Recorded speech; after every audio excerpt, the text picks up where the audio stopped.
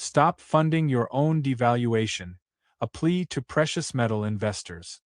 Precious metal investors buy gold and silver because these assets embody scarcity, stability, and independence from the distortions of a debt-inflated financial system.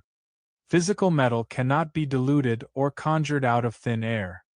Yet many investors quietly undermine their own strategy by allocating capital to mining corporations, businesses whose core incentives revolve around issuing shares, expanding production, and selling future metal into the market before it exists.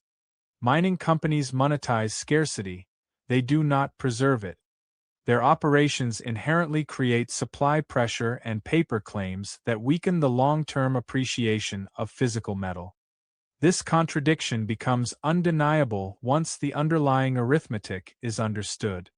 When spot rises 10%, miners might jump 20% on the 10% of your portfolio allocated to them, but that apparent outperformance hides a much larger cost.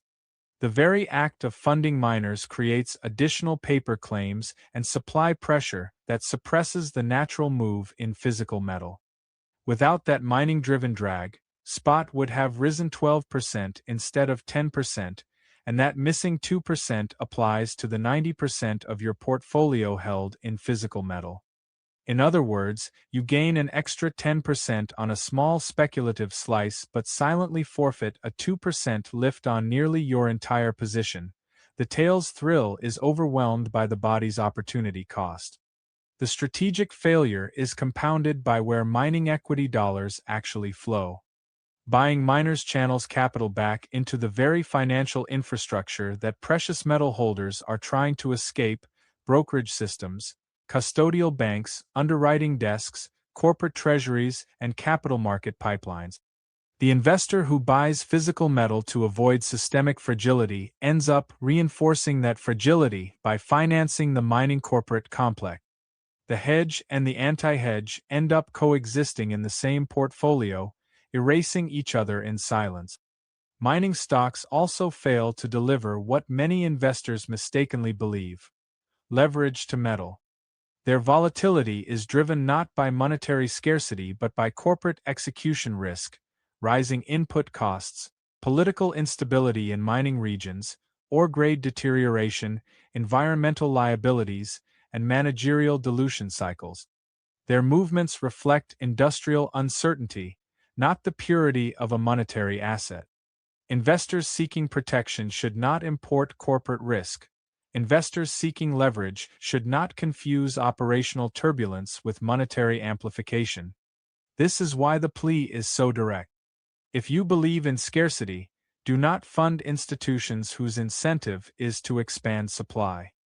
If you believe in insulation from dilution, do not allocate capital to structures that depend on dilution. If you distrust the banking system, stop strengthening it through mining equity channels. A preservation strategy must not finance the machinery that erodes preservation. And just as importantly, stop supporting the commentators and promoters who aggressively push mining shares as if they were aligned with the philosophy of precious metal ownership. Many either misunderstand mining incentives or actively ignore the suppressive effects mining financing has on spot prices. Supporting such advocates strengthens narratives that redirect capital away from scarcity and toward dilution. Boycotting these voices is not symbolic, it is strategically necessary.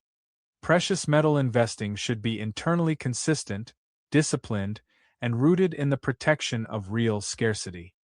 Mining equity speculation breaks that consistency. Even a modest 2% suppression of spot, caused by the very mining activity you financed, applied across 90% of your holdings outweighs the seductive 20% spike in a small miner allocation. Mathematics punctures the illusion. A strategy built on scarcity cannot survive while financing the machinery that undermines scarcity. A strategy built on independence cannot survive while subsidizing the infrastructure that undermines independence. If your purpose is preservation, then fund preservation. Hold the scarce asset. Reject the dilution engine. Boycott its advocate.